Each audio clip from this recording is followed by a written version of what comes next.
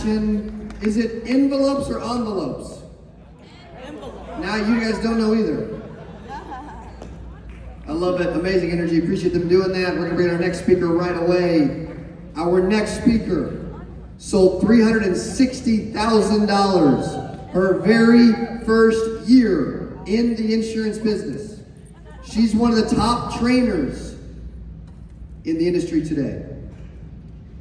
Most of you know her as the Terminator, and she's about to show you why. You could see her while you were watching the Ultimate Agent Season 1 this year. 8%, get on your feet. Help me welcome to the stage for the first time, Leslie Schofield.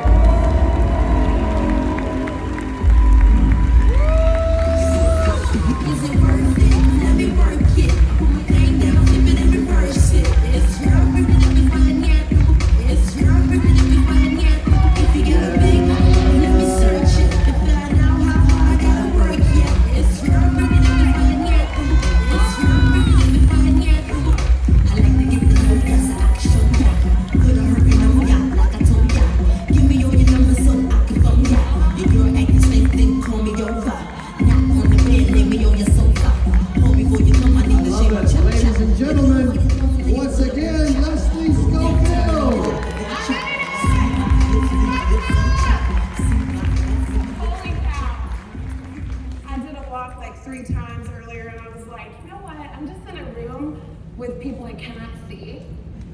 They're all insurance agents, and guess what? I know how to sell insurance. So this is what I'm gonna do today. I'm gonna catch my breath. Then I'm gonna show you and teach you what a DNB is. So my question is, who in here knows what a DNB is? Just clap your hands. You can't say it, right?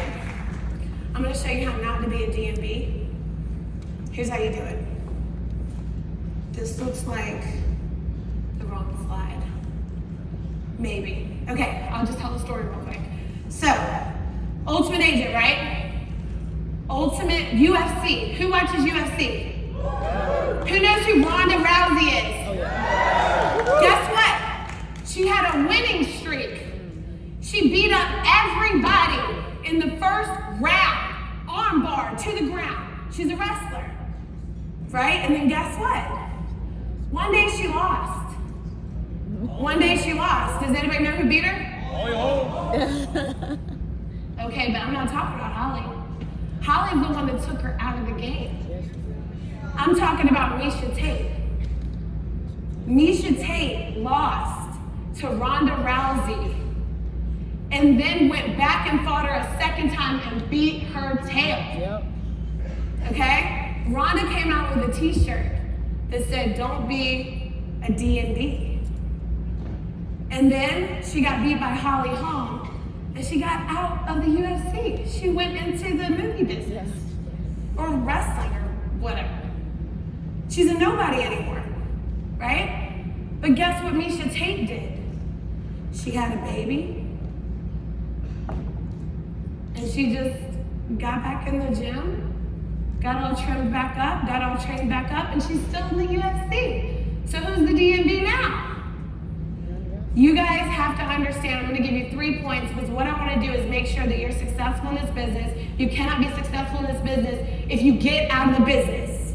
If you're part of the 92%, you were a DNB. And I wanna make sure that that does not happen to you.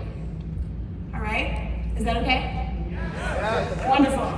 All right, so first and foremost, who you hang out with, which we've heard a million times while we've been here. Social media, everybody says you're the top 5 of the people you hang out with. In 2017, I was on a yacht with Sean Mike, who I spoke to every single day for 2.5 years in my career when I first got into business. He breathed life into me. John Wetmore and his wife Stephanie were on this yacht. And it was my 1.5 years in the business, okay? And Stephanie Wetmore said to me, "You want to go far in the business?" I said, "Yeah." She said, "Stop being the queen of shit castle." I was like, what? She goes, "Look at who you hang out with. You're the top of shit castle." Because on the yacht, I won that yacht trip. Cody, I wasn't supposed to be on that yacht. I was on the yacht with all of the bigwigs at FFL. I was the only agent on the yacht.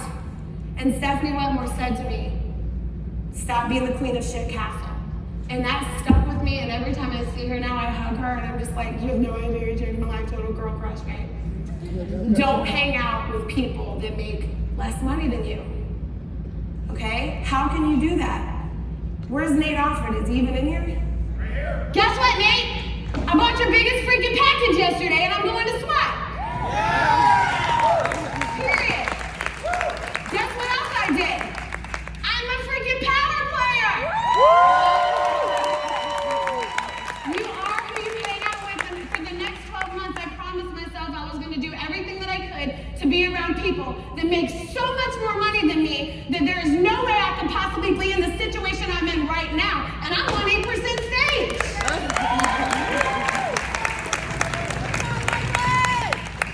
Number 2, don't be a DNB agent. In 2016, I was in this building, and we had a giant convention. And I want to bring this full circle for you. Me and my business partner, my upline, right? We got so many trophies. We were called back and forth so many times to the stage. They got sick and tired of saying our name.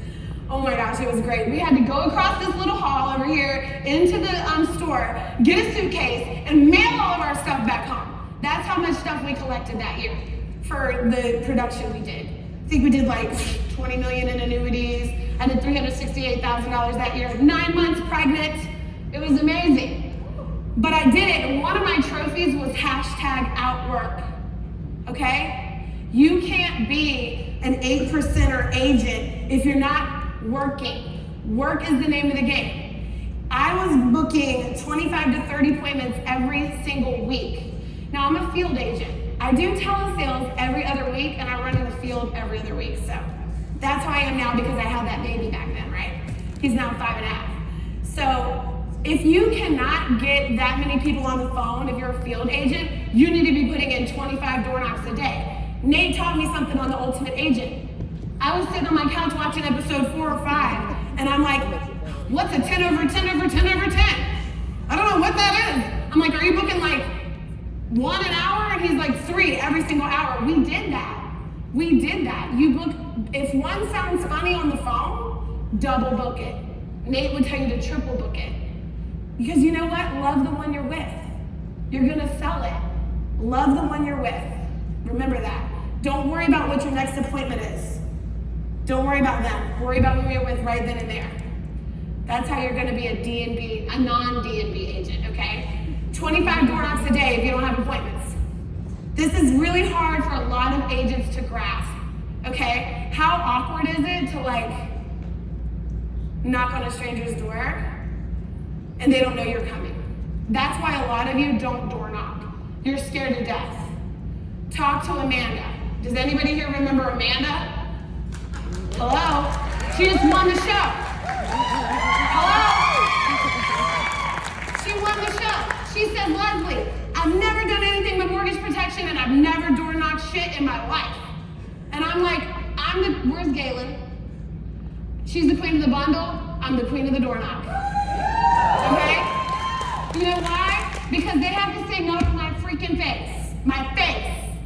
If I got a lead in my hand and they say no on the phone, I'm going to their house. Why would I do that? Because they sent in a form. They asked me to help them. It is my job to find the leak. Leads mean there's a leak in the house. It's your job to find that leak. If you walk out of that house without a sale, how can you possibly, you need to be calling somebody. Every single time I walked out of a house, especially in my first 6 months of the business, I called my upline, I called Sean Mike, I called Mark Mead, and I said, hey, I did not get the sale. And he goes, break that down for me. Good God, if I hear that phrase one more time. I heard that phrase so many times. That's how you have a good leader. So now when agents call me, I go break that down. They just think that I'm gonna go, well, why didn't you sell it? What happened? What do you think? Blah, blah, blah. But no, I go break that down for me. Because now the agent, right, Patrice, has to go, well, this is what I did. This is what I didn't do. And as they're talking it out, they're remembering they forgot to ask about this. They forgot to ask about that, okay? So you need to call somebody after every appointment, whether you got the sale or not. Even if it's a house that wasn't home. Call your upline and just say, hey, I'm just letting you know, going by another one, they weren't home. Guess what your upline's gonna do? Keep it moving. On to the next.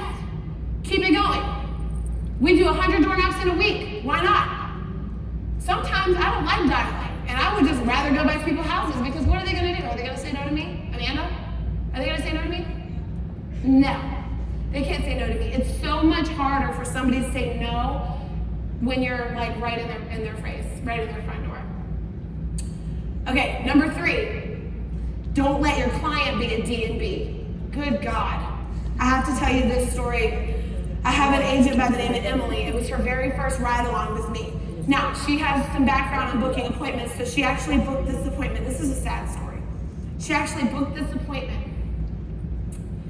And it was like, well, our dial days was Monday and Thursday. So I think her husband sent in the form, final expense was way out in the boondocks. We booked the appointment Thursday during dial session. We got there Saturday morning. The lady came to the front door. Husband died. From that time, in that little time, it was Emily's first ride along. She looked at me, I looked at her. I'm still kind of new in the business. I mean, I'm only in like maybe a year and a half, 2 years at a time. I've never had this happen before, ever. So I'm like, okay. Can you tell me, did you have any insurance? Let me help you file the claim. I know I'm not your insurance agent, that's why I'm here, but does he have any other insurance? I can help you file this claim on whatever you got. I'm here for you, right? I'm here for you, I'll help you. Go grab all of your policies. So she has maybe something like a Transamerica, okay, it's like $5,000, okay, we do that. It's not enough coverage, it's not. But it ended up, after asking the right questions, we ended up saving her money on her Medicare plan, okay? So you still need to ask the questions. Don't let your client be a DNB, a do-nothing client. She had no idea that she was overpaying, and we were able to save her money, which we had to save because he didn't leave her any freaking life insurance. Okay, I want you to ask yourself this. When you're in the field, and you've got those 3 things, who am I hanging out with? What am I doing? What is the client doing, right? I want you to say this. When you're ready to give up, when everybody on the phone has told you to shove it, when they've hung up on you, when somebody kicked you out of their house, has anybody in here been escorted out of a property? Who has not been escorted out of a property that does field sales? You are not doing it right. You need to push and push and push and push and work and work and work until you get asked to leave. I want you to question the hell out of these people because they sent in a form and it's your job to figure out what they need from you. So when you're in this mindset and you don't know what to do, what would Leslie do? WWLD. What would Terminator do? Right? What would Terminator do?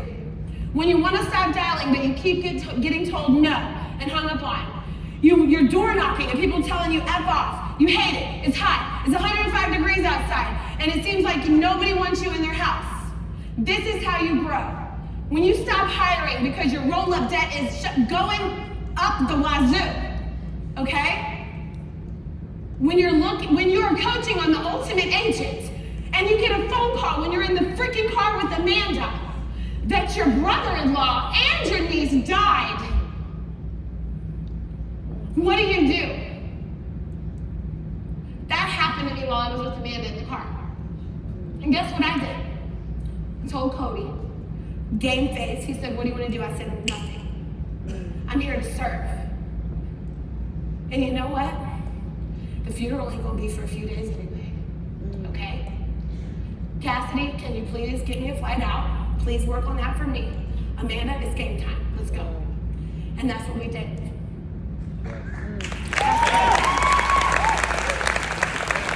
And you know what? I have no idea if that helped her win this contest.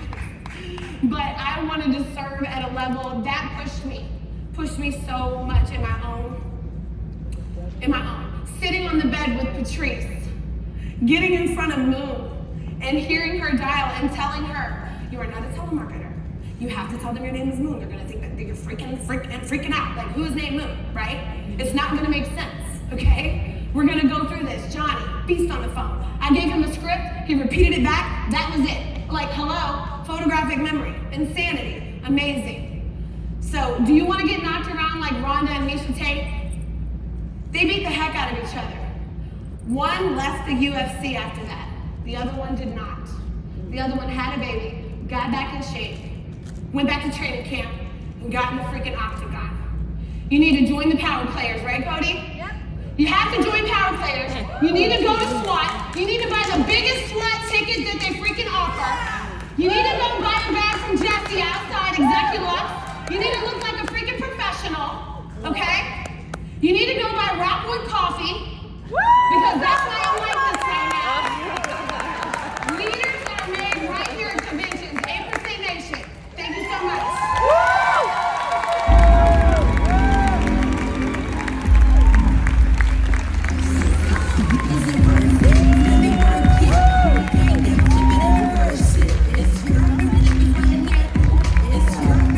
Leslie Spokane.